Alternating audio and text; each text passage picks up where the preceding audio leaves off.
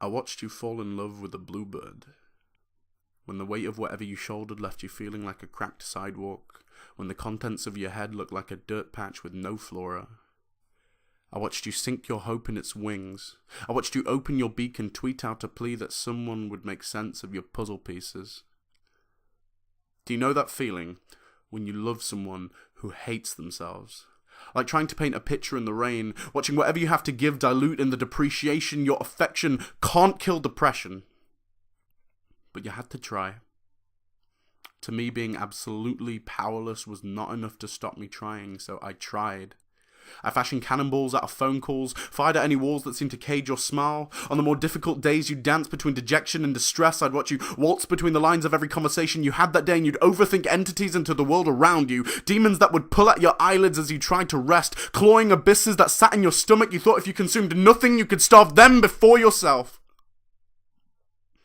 You built an army of opponents all born from the belief that your calm sat beyond your own two hands, that the long-drawn and difficult sighs you choked through was just how breathing worked. You believed it was meant to hurt this much. And it did, and it does, but it's not supposed to. Your graces hung in my sky like a star, and what would dim your shine would in turn dim mine, so I tried. I'd say, talk to me.